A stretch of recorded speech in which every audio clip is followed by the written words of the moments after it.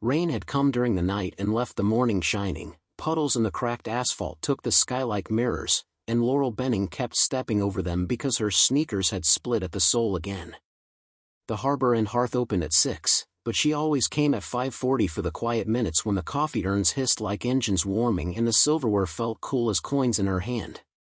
She could hear the gulls outside arguing with the dumpsters, and in that sharp, salt-bitter air, she promised herself, again, that one day she would leave the diner on her own terms, without counting tips before the bus even braked at the curb.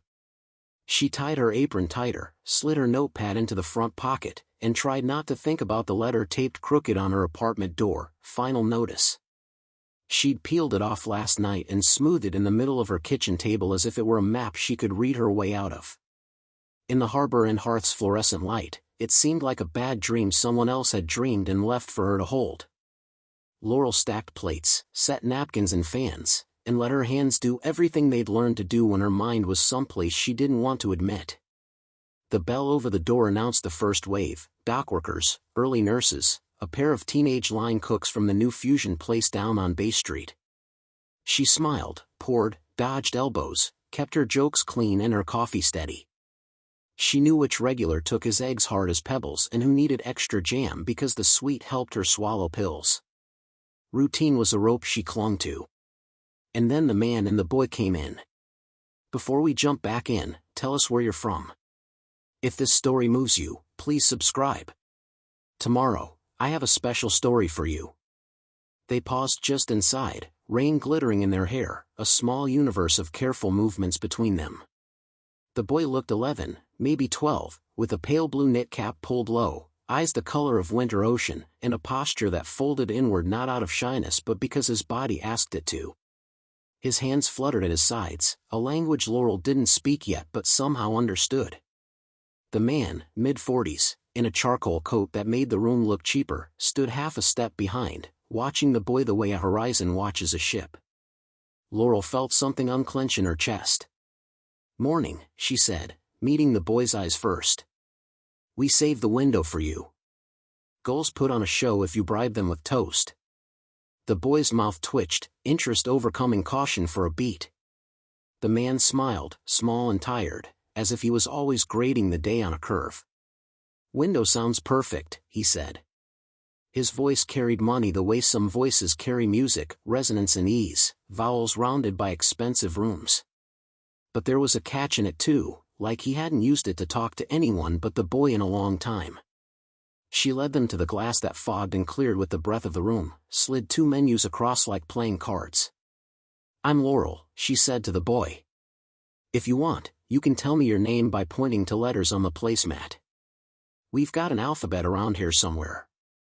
The boy's fingers danced in the air, then landed on the water glass, tapping in a rhythm that wasn't random. The man's mouth softened. "Tobias," he said. "We call him Toby." "Hi, Toby," Laurel said. She crouched so that her eyes were level with his, legs burning pleasantly the way they did when she stocked the high shelf. "You like pancakes? Or you a waffle person?" This place sparks fierce debate. Toby's head tilted, Laurel watched his gaze snag on the syrup bottle like it was a lighthouse. He tapped again, this time on the thick glass. Laurel nodded, "Okay, sweetness first," and looked to the man. "I'm Dorian," he said, almost as an afterthought. His eyes were darker than his coat, the kind of dark that made you wonder if he'd slept at all. "We'll take a minute." "Take 2, Laurel said. "We're generous like that." She stood and moved away, not too far, giving them space the way you give a person room to breathe when they're stepping out of a tight shirt. Her ears caught the scrape of the chair and the delicate shuffle of the boy's feet as he negotiated the gap between table and window. She knew the sound of effort you didn't want anyone to see. When she returned with water and a coffee that smelled like it mattered, Toby had his cap in his lap and his fingers on the condensation ring the glass had left on the table. He was drawing circles, each one inside the last, an orbit that tightened and tightened until it almost vanished. "You just invented Saturn," Laurel said. "Impressive. I'm more of a Jupiter girl myself. Big, loud, and storms for days." Toby made a sound, half breath, half laugh, that slid under Laurel's ribs like a ray of sun after 2 weeks of rain. Dorian watched his son the way someone watches rain finally hit a field that's been cracking since August. "Could we do one short stack?" Dorian asked, eyes flicking to the menu like he had to pretend to read it. "Scrambled eggs." And, he hesitated. "Do you have yogurt?" "Plain is fine." Laurel read the hesitation, the lilt of it that said he'd had to ask for too many things in too many rooms where the asking wasn't welcome. "We have every yogurt known to man plus the 2 only elderly people like," she said. "Let me bring you options. We'll do a build-your-own breakfast." Power to the people. On the way to the kitchen window, she passed Connie, the line cook who'd seen everything twice and pretended she hadn't seen it at all for the sake of keeping standards high. "Table 5 looks like a Thursday miracle," Connie muttered through steam. "That coat's worth more than this building." "Coats lie," Laurel said, though her eyes had also catalogued the cut of it, the way the seams met like the edges of a well-made harbor chart. "Scramble light. 1 short. Yogurt medley." "You and your medleys," Connie said, but she grinned and slid eggs onto the flat top like paint onto a canvas. Laurel made a tray into a sampler, plain Greek, strawberry, a honey drizzle, sliced bananas the color of soft sunshine. She added a teaspoon and, on instinct, a pair of silicone grips she'd made from an old baking mat and rubber bands months ago for a customer's arthritic hands. She'd kept them in her apron pocket since, a talisman of usefulness nobody had called on again. Back at the table, Toby's hands had gone still. He watched the tray the way a titterpool watches a shadow. Laurel set items down slowly, narrating as if she could paint the air with words. "Yogurt party. Banana backups. Honey if the day needs sweetening." And, she held up the silicone grips like a magician revealing a hidden card. "Try this. It slides on the spoon, makes it grippy. If it's weird, we pretend it never happened." Dorian's eyebrows rose a fraction. "You just carry those?" Laurel shrugged. "I carry a lot. Spoons. Stories. People's worst days, sometimes. It's amazing what an apron can hold." For a beat, the only sound was the gulls tapping the window with their beaks. Then Dorian lifted the spoon, slid the grip over the handle, and guided it toward Toby's fingers. The boy studied it, then pinched the silicone, testing. He angled the spoon, awkwardly at first, then found the wrist path that got it where it needed to go. The yogurt trembled and then landed on his tongue. Laurel felt the air change, the way it does when lightning lifts from the ground instead of coming down from the sky. Dorian exhaled, a soft surrender. He glanced up at Laurel, and she saw in his face a scene she recognized, 100 rooms where strangers had watched him help his son and made it harder just by watching. She pretended to forget them for a second, a performance that required all her practice. She tidied the table next to them with the precision of a surgeon, stacked ketchup bottles like bricks, whistled a tune with no melody anyone else could follow. Every time she peeked sideways, Toby's spoon traveled a little truer. The diner filled behind her. Connie shouted her name over the sizzle, bills fluttered like moths in and out of hands. A man at the counter complained loudly that his toast tasted like regret. Laurel smiled without looking. "That's our special today, sir," she said. "Regret on rye." The room laughed and softened. When she returned to check on Toby, Dorian's coffee was going cold. "Want to warm up?" she asked. He nodded in a way that said thanks and don't fuss. "How did you know?" he asked quietly, eyes on the spoon. "About the grip." "My grandma's hands," Laurel said. They started forgetting how to hold things before the rest of her did. "We built her tools, me and my dad. We weren't fancy about it. We used what we had. Sometimes what you have is exactly right." Dorian's gaze flicked to her then, properly, as if her words had changed the edges of her. "Sometimes," he echoed. "Yes." A table of high school soccer boys erupted into chaos, salt packet warfare.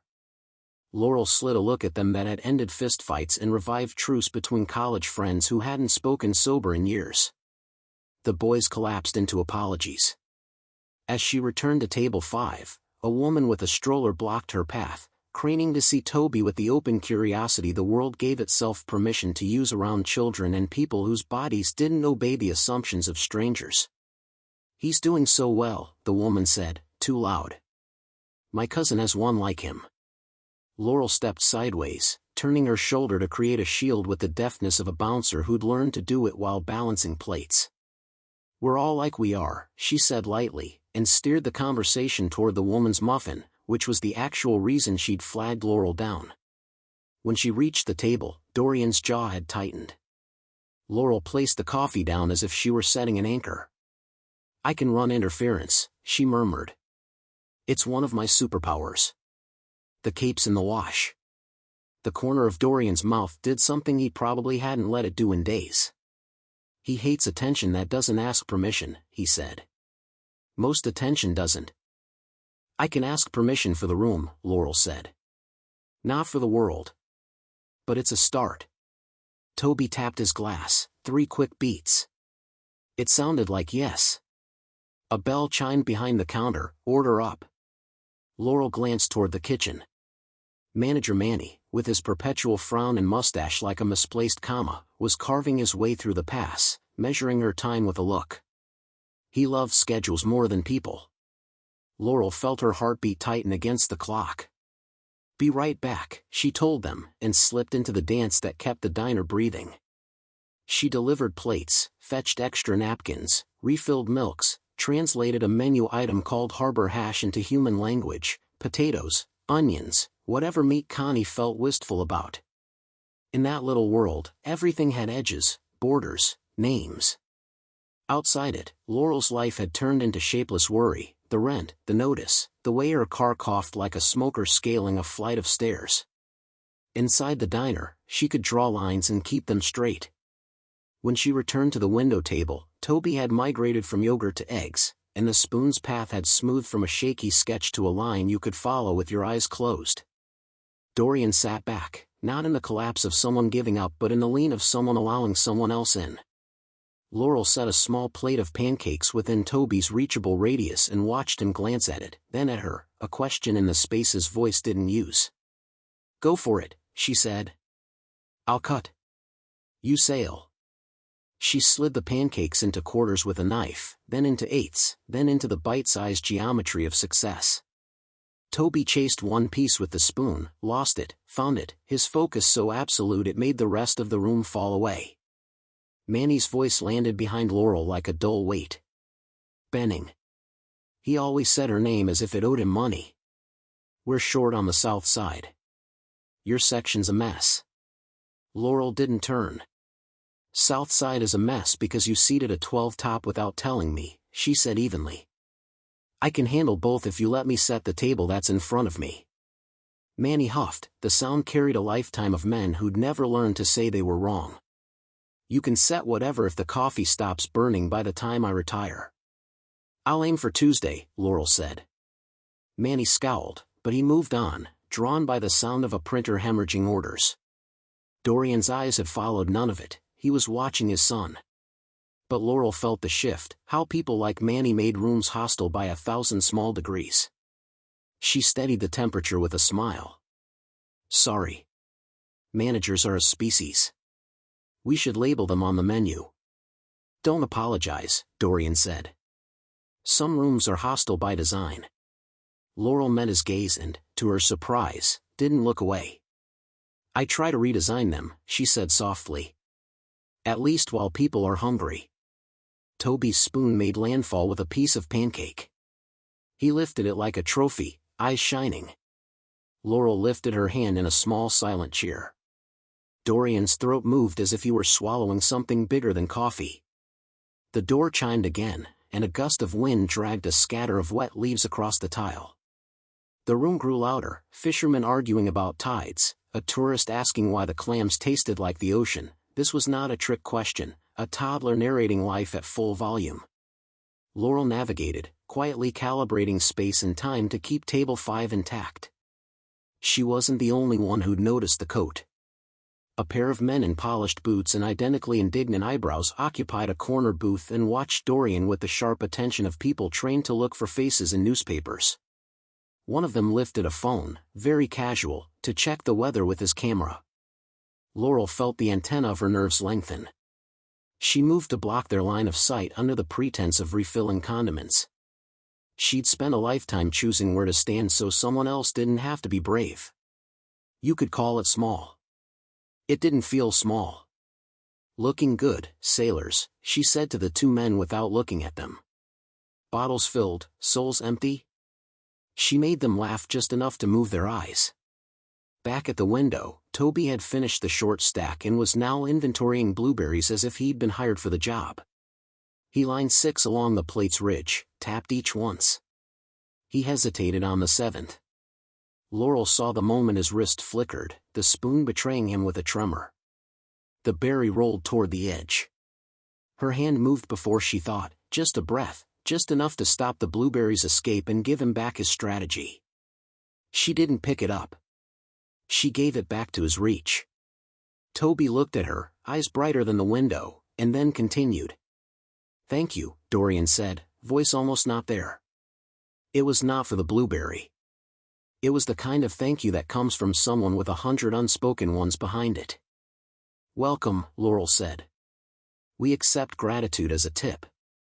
Very generous exchange rate." By 10, the diner had roared to full tide.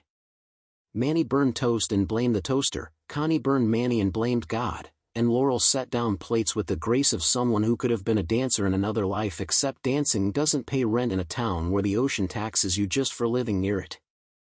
Through it all, the world at table 5 had its own weather, quieter, warmer, the lava lamp glow of a father who'd let himself breathe for 3 minutes straight. Laurel kept expecting Dorian to look up and decide he needed to be somewhere else. Men like him, if he was the kind of man his coat suggested, didn't live inside rooms like this, they visited and left before they absorbed. But he stayed. He let the coffee go cold twice. He laughed when Toby did, small, short, unpracticed. He sat with the ordinary miracle of a spoon finding its way again and again. When the rush finally thinned, Laurel brought the check face down, a courtesy in case numbers made a person flinch. "No hurry," she said. "Sit as long as you want. The gulls won't unionize until noon." Dorian touched the edge of the paper but didn't turn it. "Laurel," he said, and her name sounded different from his mouth, like a word you say carefully for fear of waking something. "Do you ever build things now?" The questions people ask you in diners are usually about substitutions and refills. This one reached into Laurel's past as if he'd found an old, folded map in her apron and recognized the coastline. She stalled, not to avoid, but to honor. "I fix things," she said. "When I can." A neighbor's heater. The latch on Connie's locker. Last week a stroller wheel in the parking lot. The city's old, and so is half of what it uses. I grew up in a garage. My dad could teach a bolt to love a nut. Dorian cracked something like a smile. "I have people who could teach a bolt to sew a nut," he said. "I prefer your approach." Toby tapped his glass twice, then flattened his palm on the table. Dorian glanced down, then up. "We have to go," he said apologetically. To Laurel, he added, "Schedule. You know." Laurel knew schedules that ran like cages and ones that kept bodies safe. "Of course." She reached for the check. "I can." Dorian covered it with his hand. "Let me." He paused. "Let me, this time." The words had a second meaning she couldn't quite catch.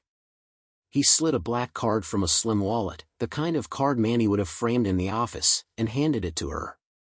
As her fingers took it, a paper, folded, white, caught beneath his palm. He left it on the table as if he hadn't. Laurel felt the paper with her peripheral vision the way you feel a step down on stairs you didn't expect. She took the card to the register. Manny appeared from the back like a moth from a pocket. "Big spender," he said, trying for breezy and landing on scavenger. "Table 5, Laurel said. "Paying." Manny reached for the slip. Laurel moved it away without looking like she had. "I got it." "Company policy," Manny said. "Cards over 500 go through me." Laurel blinked. You selling yachts with pancakes now? But she slid the card anyway, because battles in front of customers were ones she avoided when she could. The machine thought about its life choices for longer than usual. Manny watched it like a cat watches a red dot. The receipt printed with the sound of a tired bird. Laurel tore it and slipped the book back under her arm. When she returned to the window, the table was still. Toby had put his cap back on, carefully, the way you secure a roof after a storm. Dorian sat with his hands folded, and for the first time since he'd walked in, he looked like someone deciding to jump. "Thank you," he said again, but this time his eyes were on hers, not on Toby. "For the spoon. For the space. For not turning us into a story you tell the next table. Laurel didn't say you are a story I will carry forever." She said, "Come back. We have muffins shaped like Nebraska on Thursdays." He nodded once, the acceptance of an invitation that might save a life later. He reached out, shook her hand, and in that brief touch, something passed, recognition, maybe, or the simple electricity of two human beings who'd both fallen and stood back up 100 times and therefore understood each other without a tongue. They left. The bell chimed. The room resumed the sound of plates arguing with gravity and coffee claiming airspace. Laurel turned to clear the table and saw the folded paper still sitting by the window. She slid into the booth, the vinyl sighing under her, and unfolded the note as if it might break if she rushed. The handwriting was clean and spare. Laurel. I have learned to pay attention when a stranger builds something simple that makes a hard thing easier. If you ever want to build more than grips for spoons, meet me at 3 p.m. today at the glass building on Wharf and 3rd. Ask for me at the front desk.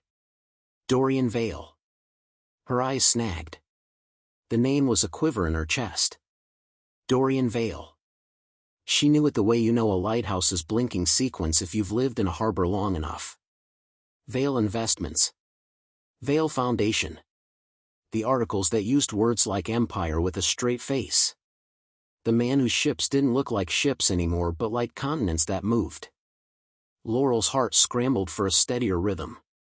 She looked up as if the room might have changed color while she'd been reading. It hadn't. Manny still hated whatever the toast had done to him. Connie still wielded a spatula like a sword. The gulls still tapped the window for tribute.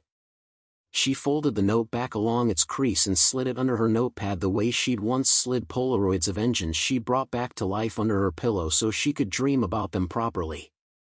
She worked through lunch like a person moving toward a door she's not sure will open. The world sharpened, the scrape of chairs, the neon hum of the open sign, the way salt turns slick under a damp shoe. Time made that rubbery stretch and snap only cheap time makes. At 2:30, the rush ebbed. Laurel asked Connie to cover the last table in her section. Manny, sensing something he could disapprove of without understanding it, lifted a brow. Doctor's appointment, Laurel said. It wasn't a lie if you believed a future could fix a body. Manny sniffed. If you're late for the dinner shift, don't bother. Connie rolled a clattering pan into the sink with enough force to rattle Manny's punctuation. She'll be back, she said. Or we'll all starve because you can't carry 4 plates with those feelings you call hands. Laurel untied her apron, folded it, and left it on the hook like a skin she planned to step back into. Outside, the day had turned clean, the sky rinsed, the wind ambitious. She walked fast, because if she walked slow, her thoughts might catch up and get loud. Wharf and 3rd rose like a tide. She'd been past the glass building 100 times and never had a reason to go in. Up close, the lobby reflected the harbor in a way that made it look like the ocean came inside when it rained. The receptionist's smile looked expensive and real. Can I help you? The woman asked, professional kindness edged with the kind of watchfulness Laurel used to decide whether to intervene in a stranger's fight. I'm here to see Dorian Vale, Laurel said, the name tasting strange in her mouth like something you weren't supposed to eat but did because you knew your body needed it. He asked me to. She slid the folded note across. The receptionist read it, and Laurel watched the flicker of recognition in her eyes. 100 people had probably tried to see Dorian Vale without an invitation. The ones who had won probably didn't hand it over with hands that smelled faintly of syrup. Of course, the receptionist said, and the of course told Laurel that this sort of thing did not usually go of course. Elevator 3. 23rd floor. She handed Laurel a small badge with a sticker that said visitor in letters built to be read by people who had forgotten their glasses. The elevator rose like a held breath. Laurel watched her reflection in the mirror, hair pulled back into a stub of a ponytail, mascara that had survived steam and sarcasm, a line of flour on her sleeve she hadn't noticed. She brushed it away and thought about her dad's hands in the garage, how they'd come home grimed and luminous, how he'd held a broken part like it was a question he loved answering. The doors opened onto a room that pretended not to be a room. The wall was glass and the ocean beyond it was all the art anyone needed. Desks made of air. People moving in lines that said they knew where they were going and had been going there a long time. Laurel felt like she'd walked into a different weather system with the wrong jacket on. A man in a dark suit approached, the kind of suit that made its own decisions. "Ms. Benning?" he asked. "Yes. Mr. Vale is expecting you." He led her down a hall that made her sneakers sound like applause and opened a door into a smaller room with a table that looked like a single piece of wood had decided to become a continent. Dorian stood at the window, back to the room, the harbor mapping itself in the glass around him like an old scar. He turned when Laurel stepped in. Without the coat, he looked less like money and more like a person who had been carrying something heavy for a long time and had finally found a place to rest it. His gaze flicked to her hands before it reached her face, as if to confirm that the person who had made the spoon grip also had hands that had made other things. "Thank you for coming," he said. No preamble. He gestured to a chair. Laurel sat, because there are moments when your body does the deciding. Dorian took the seat across from her. Between them lay a thin folder and a small object wrapped in brown paper. He placed his fingertips on the paper like it might run away. "I won't waste your time," he said. "And I won't perform a speech about fate in diners. I asked you here because I watched you do 3 things this morning that most people can't do if you give them a manual. You built a tool in an instant from what you had. You redesigned a room so my son could exist in it without being punished. And you did both without making yourself the center of what you were fixing." Laurel felt warmth rise in her throat like a tide. Compliments usually slid off her because they were sugar and she didn't trust sugar. This felt like protein. "I run companies," Dorian said. "Some of them build ships. Some of them build software.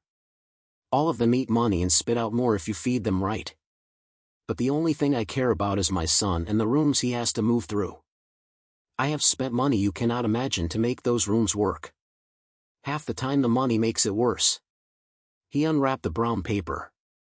Inside lay a spoon, not like the one in the diner, but a prototype of a thing that wanted to be more than a spoon.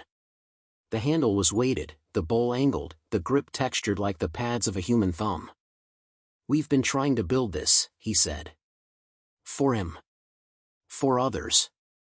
This is the 5th iteration. The people working on it are brilliant. They speak in letters that stand for things that scare ordinary mortals. They keep sending me presentations with arrows. And then I watched you make a working version with a baking mat and a rubber band." Laurel lifted the spoon. It fit her hand like a decision you'd wanted to make for a long time. "This is good," she said honestly. "But your balance point is off by a hair, and the angle makes it fight if the wrist wants to pronate. The grip texture is pretty, but it'll slip if there's any condensation." Dorian's mouth did the thing again, the not-quite smile. "Yes," he said. "That's what the last 12 meetings took an hour to say. You said it in 12 seconds and also fixed the blueberry." He slid the thin folder toward her. "I want to hire you." The words fell into the room like a piano through a ceiling. Laurel laughed, not because it was funny, but because her body didn't have another way to absorb it without breaking something. "To do what?" "To do what you did this morning," he said. "Every day. Build what people actually need out of what exists. Help me redesign rooms. With tools. With training. With rules that treat people as if dignity is not a miracle but a baseline. I have a foundation that funds projects like this. I want you to lead one of them. Lead. The words snagged on the part of Laurel's self that still lived under the final notice on her kitchen table. I didn't go to school for this, she said. I went to school for 2 semesters and then my father got sick and then life got loud. I have executives who went to school for longer than a human life should be measured in, Dorian said dryly. They haven't built anything that held a blueberry steady for my son. Laurel's mind sprinted ahead and then circled back, out of breath. Why me? She asked, not fishing, just needing to mark the spot on the map where this started before she let herself move to where it might go. Because you are ruthless with kindness, he said. Because you know how to set a table and that is the same skill as designing a company if you're honest. Because you look at rooms the way builders look at blueprints. Because my son trusted you within 5 minutes and he trusts no one within 5 months. Laurel looked at the spoon again because looking at a thing you can hold is easier than looking at a future. The harbor threw light into the room as if trying to distract her in case she made a mistake. She thought of the letter under the salt shaker at home. She thought of Connie's hands, rough from heat, and Manny's mustache, forever pointing in the wrong direction. She thought of Toby's spoon making the small, brave journey from plate to mouth without the world getting in its way. What would it pay? She asked. Practical because you can be inspired and still be hungry. Dorian named a number. Laurel's body went very still and then she remembered to breathe. It was not money you count in fistfuls. It was a new alphabet. It was a language she had never been allowed to speak. There's a trial period, he added. 3 months. You decide how. You set the problems. I'll give you the team you need.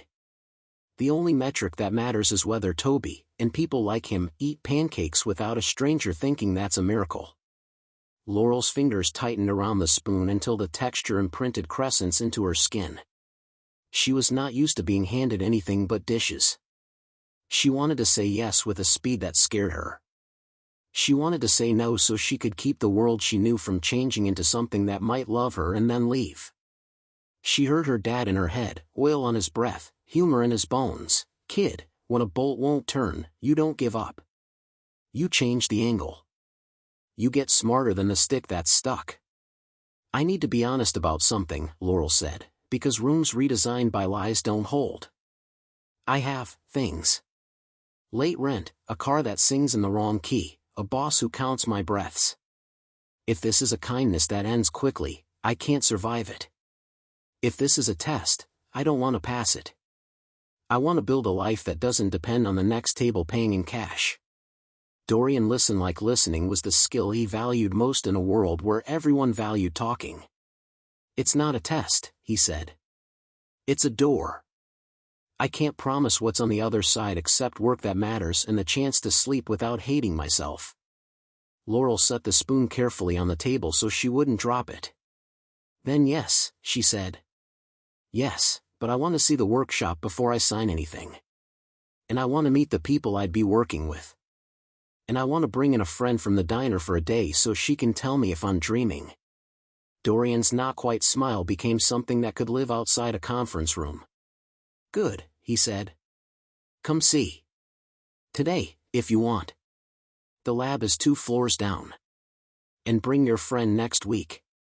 We'll pay her for her time. Laurel stood.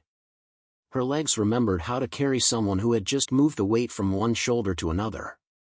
Dorian rose too, and for a second they were both just people, a father, a waitress, who had been cold a long time and had found, maybe, a room with heat. He reached for the folder and slid it toward her. There's one more thing, he said, and the tone changed, softened and sharpened at once like a blade wrapped in velvet. This isn't contingent on your decision, but I prefer honesty front-loaded. Laurel opened the folder. Inside lay a short stack of papers. The top page was a scanned letterhead she recognized because it had been taped, crooked, to her door. Final notice. Her throat closed. The room swam, not with fear but with the sudden, breaking release of a pressure she had trained her body to carry as background noise. She looked up, every defense she'd learned collapsing and rearranging at once. I didn't buy anything, Dorian said quickly, reading her face. I don't buy people's lives and call it help. I spoke to your landlord because my office owns the building 2 doors down and I was in a meeting with his lawyer this morning. Your rent is covered for 6 months. Anonymous donor. No conditions. If you say yes to the job or no, that doesn't change. Laurel's eyes burned. Anger rose, hot, protective of the dignity she'd kept alive with tips and grit, and then cooled into something older than pride. Gratitude can be its own kind of humiliation if it's given wrong. He was giving it right. He'd removed the hook. I don't know how to say, she began, and then stopped, because sometimes the truest sentence is the one you don't finish. You show me later, Dorian said quietly. In the lab. With a grip that doesn't slip when there's condensation. Laurel laughed then, a real one, the kind that starts in your gut and has to fight its way through ribs built for bracing. She wiped at her eyes with the heel of her hand, breathed, and nodded. Okay, she said. Show me the lab. Dorian gestured toward the door that led deeper into the building. Laurel picked up the spoon and the folder and followed.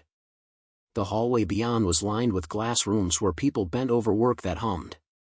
Her heart beat a little faster, not from fear but from recognition, the feeling you get when you walk into a garage and smell the language you were raised in.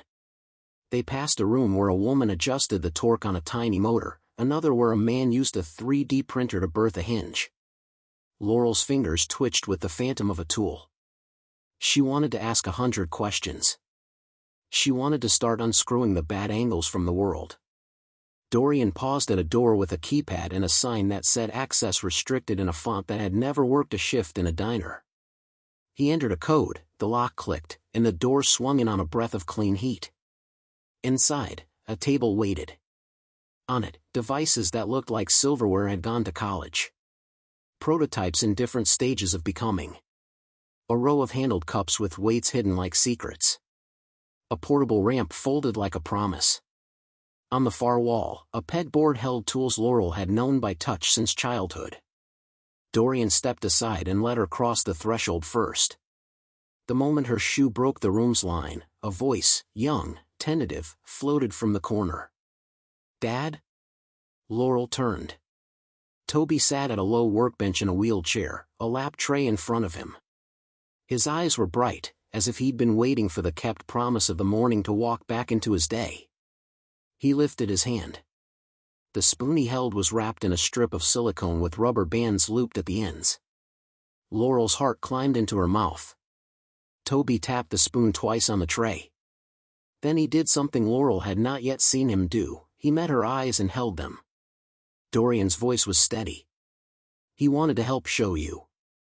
Laurel moved closer, each step new ground. Toby held out the spoon, not to give it away, but to offer it to the room they now shared. She reached. Her fingers brushed the silicone. The past shifted its weight. The future braced to be lifted. And then the lab door behind them locked with a heavy, automatic click that didn't belong to an ordinary tour. Dorian's expression changed, not fear, not surprise, but a readiness that told Laurel he had expected this part of the day. Don't be alarmed, he said, and reached for a panel that slid open to reveal a screen full of names Laurel didn't know yet and decisions she could not take back once she made them. Before we start, Dorian said quietly, there's something you need to see.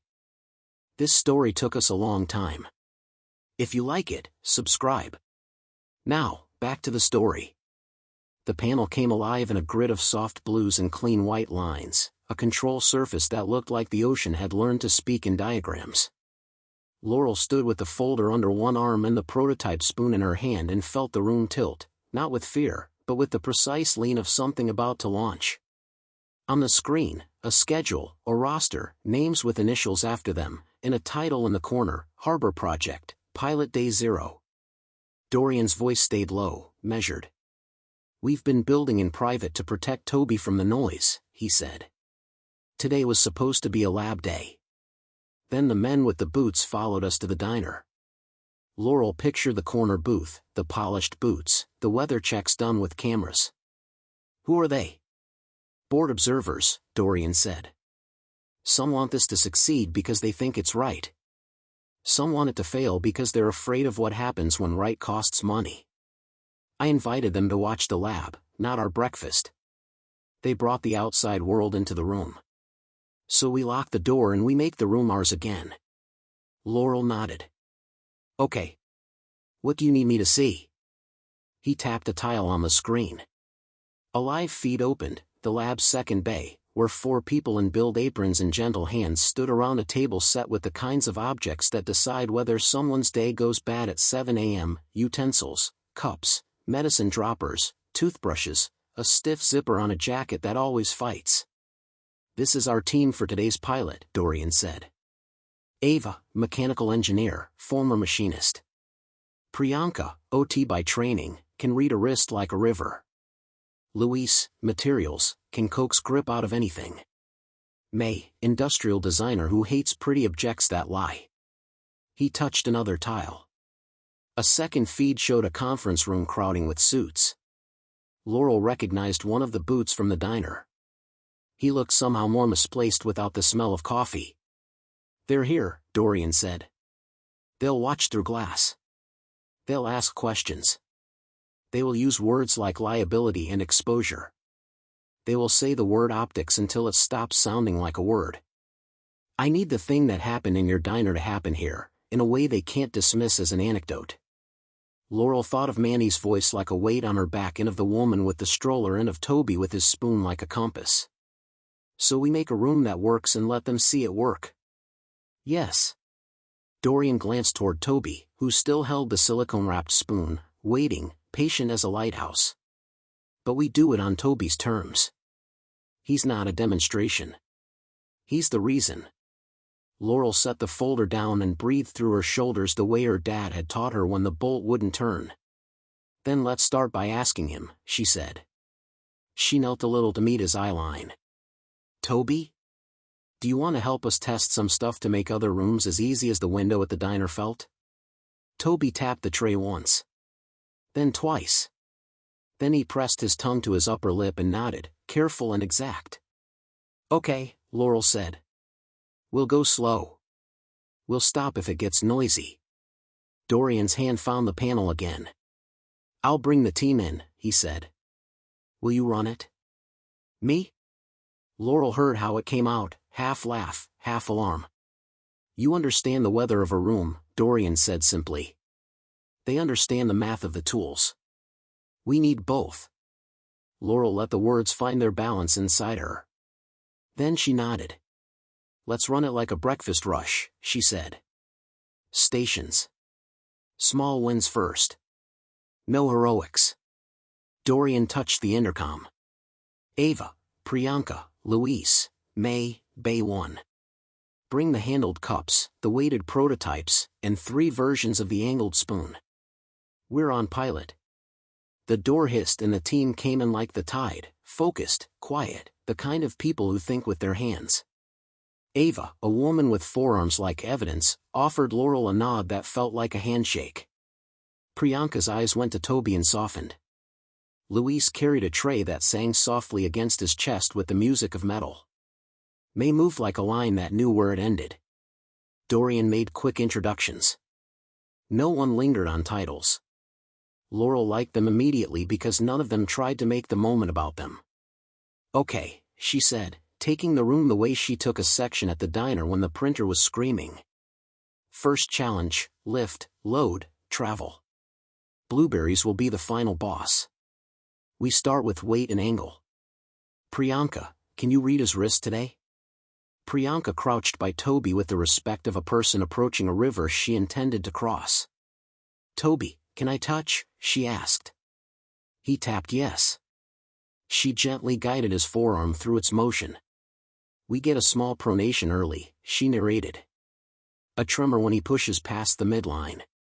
He compensates with a shoulder hitch that wears him out by bite 5. Laurel pointed to the tray Luis carried. Weighted handle, 2 options. We want to give gravity a job so it stops freelancing. Luis set down 3 handles. We've got tungsten core, a little severe, steel shot and silicone, friendlier drift, and sand fill, cheap, forgiving. Sand, Laurel said without hesitation. He'll tell us if he needs more. Ava slid the sand-filled handle onto the spoon with movements as neat as stitches. "Try this, buddy?" Laurel asked Toby. He lifted the spoon, the extra weight settled his wrist into a more honest angle. The tremor arced, then quieted like a nerve that had been listened to properly. May watched the angle. "We're still forcing a twist at the midpoint," she murmured. "What if the bowl is pitched 12 degrees at the neck so he doesn't have to fight for the last inch?" "Got a neck?" Laurel asked. Luis had 3. He locked one into the handle with a satisfying click. The spoon bent, not like it had been broken, but like it had remembered how a hand actually moves when it isn't in a presentation. Toby tried again. This time the path looked like a line drawn by someone who trusted the pen. He lifted, he traveled, he landed.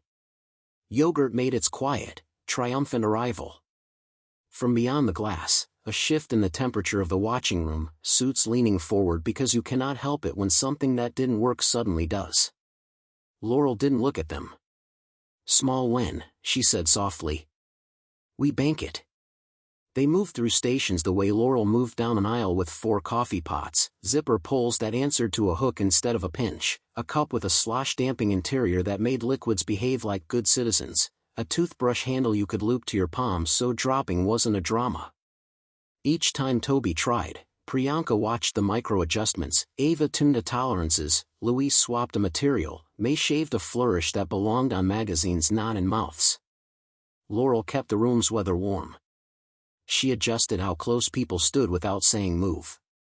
She named the victories the way you name orders so nobody takes them by accident. She asked Toby if he was ready before she put a new thing in his reachable world. The suits beyond the glass took notes like they were catching fish. Then the blueberry came. Luis poured a small pile onto a plate like the ocean delivering pebbles. Toby stilled. Laurel saw the history arrive, failures, slips, the sound a small round thing makes when it goes somewhere you can't follow. "Okay," she said, calm as a tide chart. "Variables. Slippery. Round. Light. Uncooperative by design." She lifted her eyes to Luis. "We need a basin that hugs and releases without requiring a scoop that asks the wrist to lie." Ava reached for a bowl that looked ordinary and wasn't. "Microtexture," she said. "It slows the roll." May frowned. "It slows the roll for the blueberry. It slows the roll for the spoon too." "Then make the spoon faster than the berry," Laurel said. "A lip that says yes at the last second." Luis snapped on a tiny, translucent fin at the spoon's edge. "Try." Toby went for the first berry. It ran. The spoon ran faster. The fin caught it the way a friend catches your sleeve when you're about to step off a curb while looking at the moon. The blueberry climbed aboard and did not mutiny. The room inhaled. Laurel exhaled so he would hear a human do it too. "Again?" she asked. Toby tapped twice. "Again." He lifted. He traveled. He landed. A blueberry disappeared into the place where the body agrees to keep the world. Toby's eyes went wide and then bright and then wet. Laurel felt something reach up from the inside of her life and ring like a bell you hang to call people to a table that finally has enough. On the other side of the glass, the booted man stood with his arms crossed and, for the first time, no opinion on his face. Some rooms change you before you get a vote. They bank that win too. A door opened in the quiet way expensive doors do, and a woman in a navy dress entered the observation room. The suits pivoted. The woman didn't take a seat. She placed a folder on the table and slid it to the man with the boots. He glanced at it, then up at Dorian through the glass. The look was the kind men share before they swing a weapon wrapped in policy. Dorian's jaw tightened, almost invisibly. He touched the console to mute the feed and stepped closer to Laurel. "They're moving to the part where they ask permission to own the work," he said softly. "They'll say it's to protect us from lawsuits. It's to protect their control." "Who owns it now?" Laurel asked, eyes on Toby as he captured a second berry with the regal efficiency of a monarch acquiring a small, round country. "The Foundation holds the IP," Dorian said. With a license grant that makes everything we build non-exclusive and royalty-free for any non-profit that agrees to a dignity-first use policy. Laurel half smiled. You talk like a contract. I talk like a man who learned how to keep a door from being closed and then taught the door to hold itself open, he said. But they will try to move the hinges. There was a soft beeping from the lab door, a request for entry. Dorian checked the small screen. The receptionist from downstairs stood with a tablet, her smile replaced by the brisk neutrality of a person carrying complicated news. He let her in. Ms. Klein? Apologies for the interruption, she said. We have a situation. She held the tablet so Dorian could see. The screen showed a social media post, already blooming with attention. A photo, Laurel, in the diner, leaning toward Toby with a spoon. The angle was kind, the moment honest. The caption was not. Veil air and inspirational poverty porn at Greasy Spoon. Comments, predictable, cruel, loud. Laurel's stomach dropped, not because of the word poverty but because of the word porn, because it took something sacred and shrugged. The booted man saw the tablet through the glass. He pointed. He said something Laurel couldn't hear and didn't want to be able to. The woman in the navy dress slid another folder across the table, white tabs like teeth. Dorian's mouth went flat. We can end the pilot, Ms. Klein said carefully. We can move to a smaller room. Laurel looked at Toby. He had gone very still, the way prey goes still because stillness sometimes makes you invisible. She crouched again so her voice could be close to him without being loud. You want to stop? She asked. He tapped once. No. Then we don't, she said, and stood. She turned to Dorian. We changed the room. How? He asked, just as quietly. We name what's happening before they do, Laurel said. We invite the right eyes into the room before the wrong ones take it. She looked at Ms. Klein. Can we stream? Not to the world. To the Harbor and Hearth Facebook page. To the PTA groups Priyanka works with. To the community pages the suits never read. Let the first comments come from people who understand what a zipper can do to a morning. Ms. Klein blinked, then nodded. We can. We can geofence. We can moderate. We can pin context at the top like a gasket. Do it, Dorian said.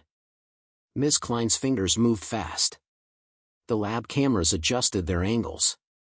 A small red light woke next to the lens, its glow less a warning than an invitation, the polite kind, the kind that comes with a door code and a welcome mat.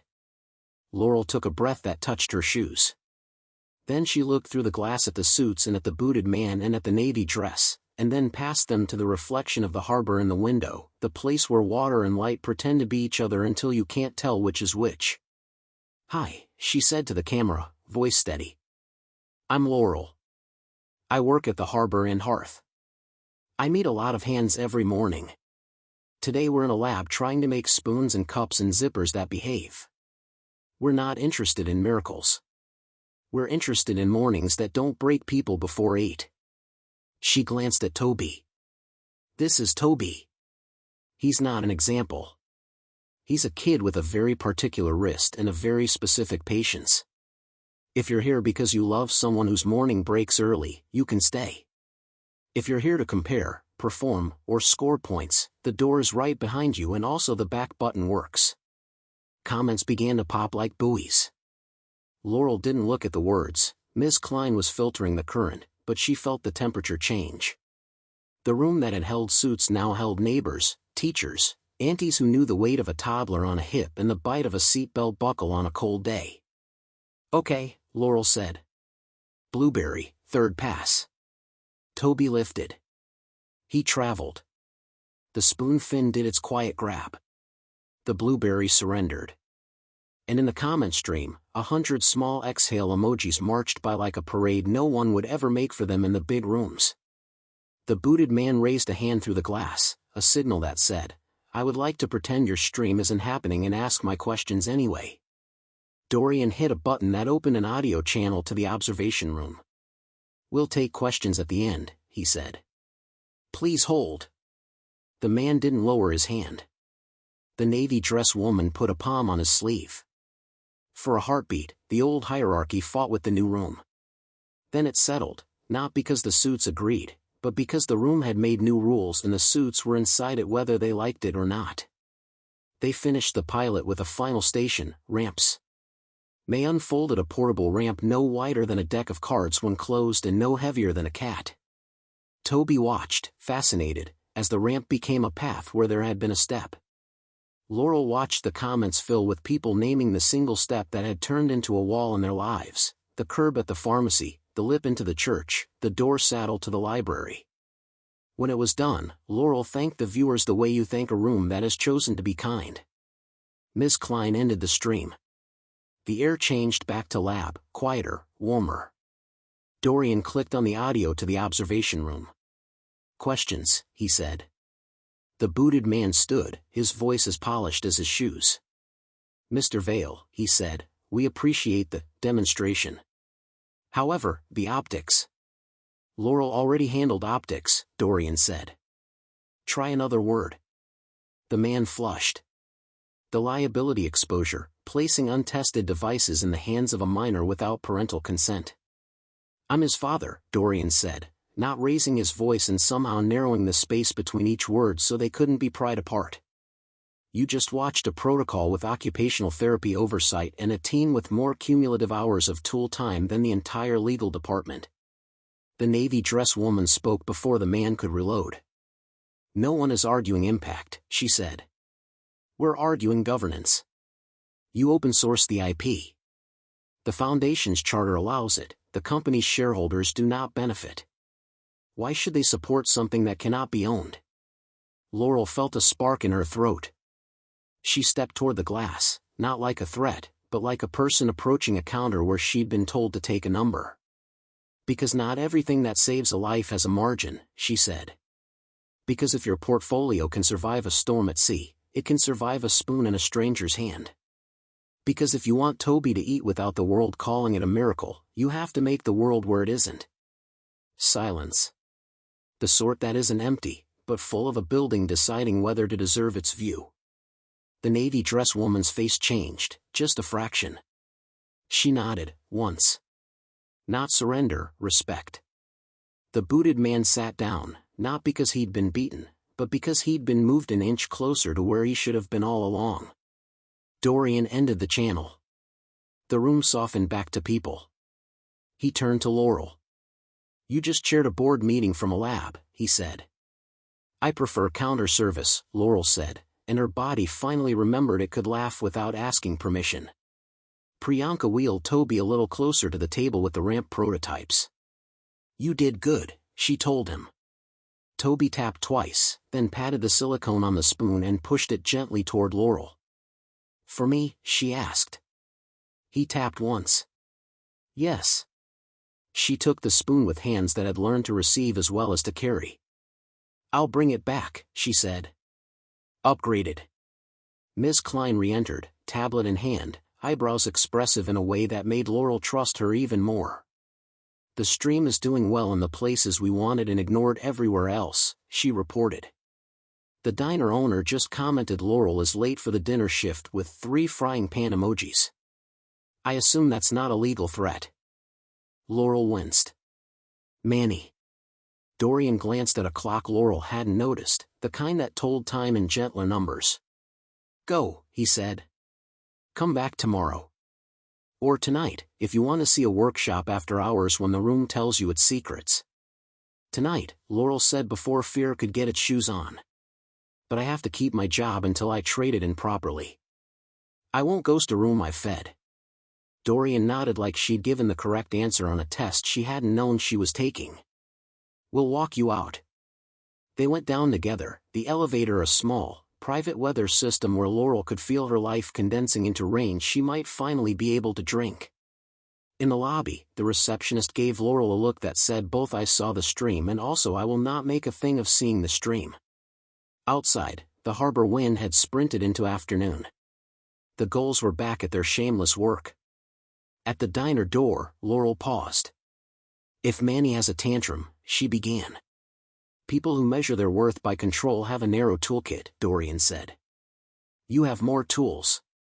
Use the right one.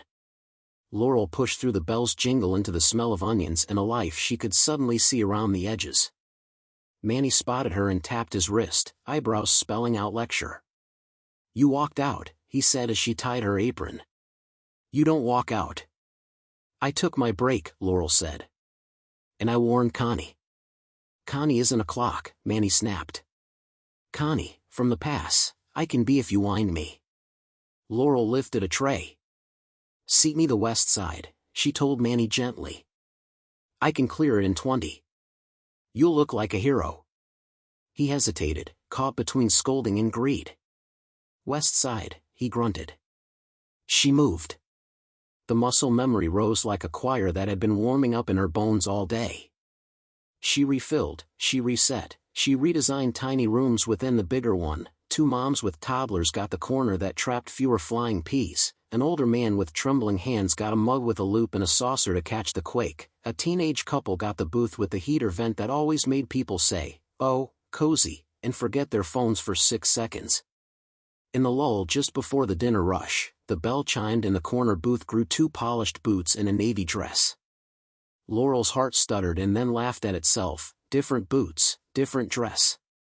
These belonged to customers who owned nothing but their own hunger. Manny drifted over like fog. What's this foundation nonsense, he said, trying for casual and landing on petty. Laurel considered her tools.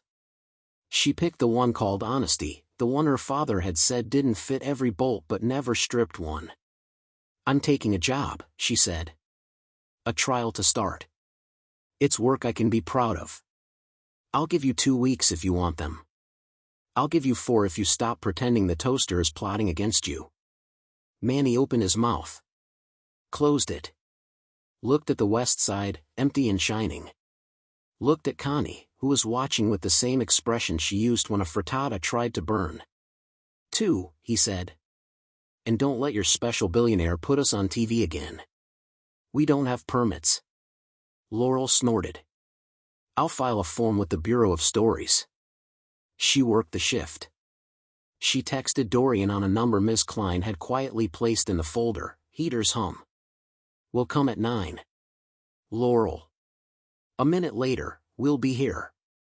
D. At 9, she walked back to the glass building with Connie at her side. If this is a cult, Connie said, I expect robes that don't stain. It's a lab, Laurel said. Same thing, fewer songs. The lab at night felt like a church that actually believed in love. The lights were lower. The tools seemed closer to telling their secrets. Dorian met them at the door with a look that said the board fights were in a separate room for now and would be dealt with later. Connie, he said, offering a hand. I've heard you keep this town fed. I keep this town from fainting from low blood sugar while the men argue, Connie said, shaking. Show me where you make the miracles that aren't miracles. They worked until midnight, Laurel with Luis on grips that behaved when wet, Connie with May on a cutting board that didn't slide across laminate like a skating rink when you least needed a sport. Priyanka taught Laurel how to see a shoulder's microflinch. Ava taught Connie how to read a tolerance with a machinist's pride. Toby slept in a small room with a glass wall and a night light that projected constellations. Someone had put the spoon on his bedside tray. At 1, Miss Klein brought tea like it was a policy. You have a message, she told Laurel, handing over her phone. It was a photo from the Harbor and Hearth Facebook page. Manny, scowling in a way that disguised concern, under a hand-lettered sign Connie had clearly made.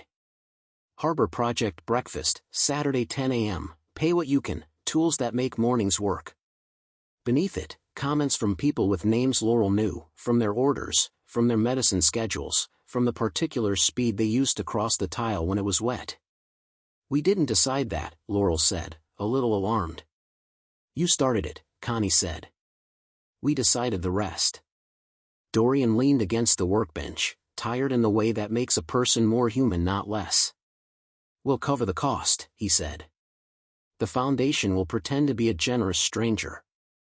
Laurel looked at him, at the lab, at the future lined up like tools, at the spoon in her pocket.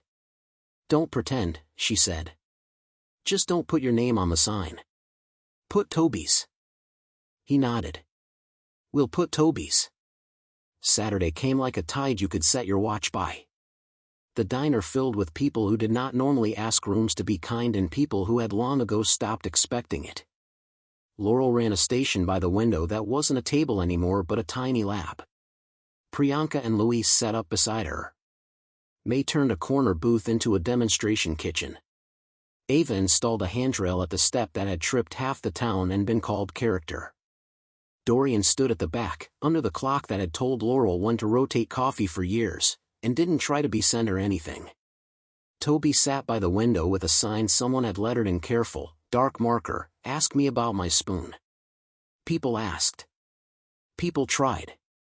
People cried the kind of cry you do when a thing you assumed would never fit you suddenly does.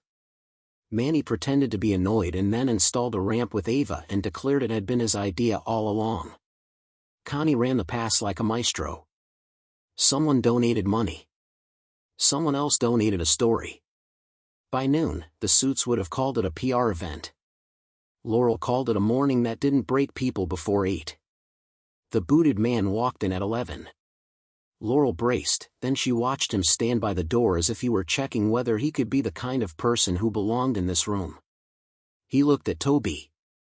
He looked at the ramp. He looked at the jar by the register with a note in Laurel's handwriting, "Pay what you can. Take what you need. Leave what you don't." He left a check. He didn't put his name on it. Manny counted more zeros than he knew what to do with and sat down because blood needs to be in your head for standing. After the rush, Laurel stepped outside into a day so clean it made the paint on the trim look earnest. Dorian joined her, 2 paper cups of water in his hands like offerings. "You built a room," he said. "Not the lab. This. Something that will go on when you're not here." "You changed my weather," Laurel said. He shook his head. "You changed your weather," he corrected gently. "I brought a forecast." They stood in the quiet, the kind with gulls and a distant boat horn and the sound of a new law being written in a place without any legislators. Laurel thought of the folder and the trial period and the way her rent had been lifted from her throat like a hand. "I want the job," she said, finally letting the words be not a contingency but a truth. "I want it loud. I want it long. I want to bring people in who don't have cards in their wallets but have the hands I grew up around. I want to build a program that starts in diners and ends in City Hall with the building code changed because of a spoon." Dorian nodded once, the way you do when the decision lines up with the person you hoped would make it. "We'll sign Monday," he said. "We'll make the board vote in a room where Toby eats blueberries while they talk." Laurel laughed and felt entirely made of breath. "Deal." He reached into his coat and pulled out a small, flat parcel. "Then one more thing," he said. "I promise this is not charity, it's equipment." She opened it. Inside lay a set of keys on a ring engraved with a tiny harbor and a tiny spoon. "What did you do?" she asked, suspicion and hope and dread and gratitude crowding like children at a parade. "Bought the building," he said. "Not this one. The one across the alley with the roll-up door that used to be a radiator shop. It's tired and ugly and perfect. Harbor project needs a street-level workshop. You're the shop foreman if you want to be. Connie is kitchen chief for test mornings. Priyanka runs training. Ava and Luis turn scribbles into steel. May make sure we don't lie. Pay is what we discussed. Ownership is complicated but honest. The sign says Toby's Harbor. If he ever hates that, we'll change it." Laurel closed her fist around the keys and felt their teeth leave a pattern in her palm she would probably carry until she died. "You changed my life," she said, the words too simple for the size of the room they had to fill. Dorian shook his head again, as if one day she would stop saying that and he would stop having to correct it. "You changed it," he said. I watched. He turned to go back inside, to thank Manny for not burning the place down and to let Connie yell at him for standing in the pass and to check on Toby's nap. Laurel stood beneath the sign that still said Harbor and Hearth in a font that had not expected to be part of a revolution, and she put the keys into her pocket and felt like a new spine had been installed while she slept. The grand opening of Toby's Harbor happened 6 weeks later on a cold morning that made the ocean sting. The board voted 6-1 to maintain the open IP license, the navy dress woman among the 6, the booted man among them 2, surprisingly. The suit who voted no sent a fruit basket that said sorry spelled out in pineapple. The shop smelled like oil and cinnamon. Laurel built a wall of pegboard that held more dignity than any painting she'd ever seen because every hook was a promise. Children came. Grandfathers came. A woman who used to be a weightlifter came and taught Laurel how to think about torque in a shoulder with a scar. Manny donated a toaster with an apology note to it. Connie posted schedules with markers that didn't dry out and invented a pancake that didn't spread too far and called it the Harbor Circle. Toby cut the ribbon with a pair of scissors Luis had waited so the blades worked for his hands. The local paper took a photo that showed exactly the right amount of everything and then got out of the way. Laurel worked until her knuckles remembered every room they'd ever rearranged.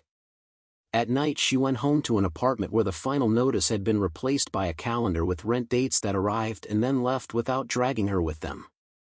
She slept the way people sleep when morning isn't an opponent. On a Tuesday in March, a letter arrived addressed to Laurel Benning, shop foreman. Inside, a check from a woman in Nebraska who had watched the stream cousins shared and had recognized the shape of the blueberry fight from her kitchen 1,200 miles away. The note said, "I don't have a lot. But when my husband was dying, a nurse put a sock on the walker to make it slide and that saved his hips.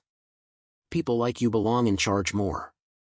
Laurel taped the letter to the wall by the door where people left things they wanted the room to remember. She hung it next to a photo of Toby holding up a spoon like a sword and a city permit stamped with approved after 3 meetings where May had used diagrams like lullabies and a hair salon owner had testified that a ramp had made her Tuesday better than any influencer ever had. Sometimes Dorian stood in the doorway and looked around like a man who had bet his soul on a ship and watched it come back with all hands. He still ran companies. He still fought men in rooms that smelled like money and fear.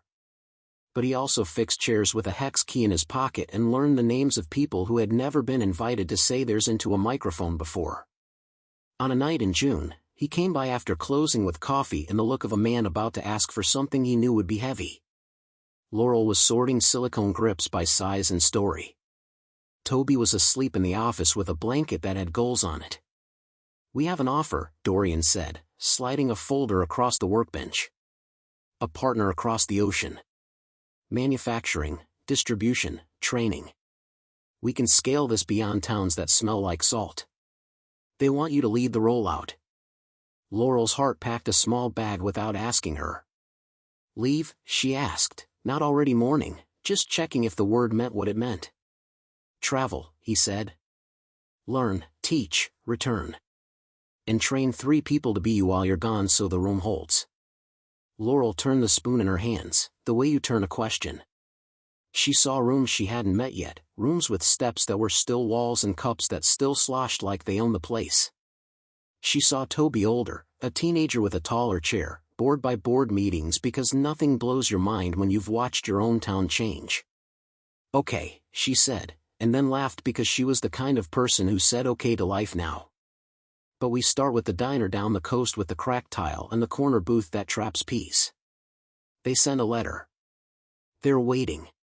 He grinned. Of course they did.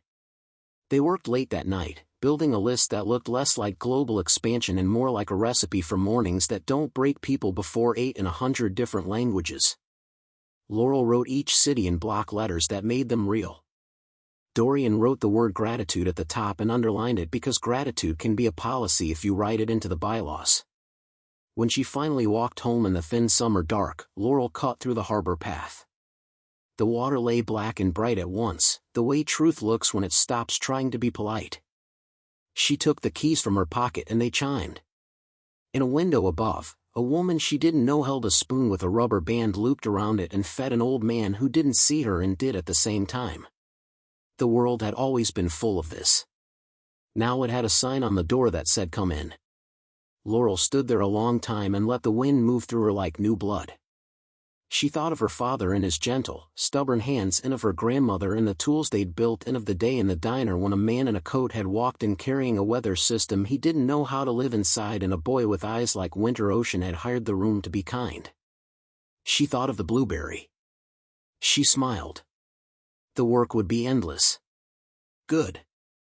It meant she had a life she could use. 2 more great stories are next. Don't miss them. Subscribe and turn on notifications.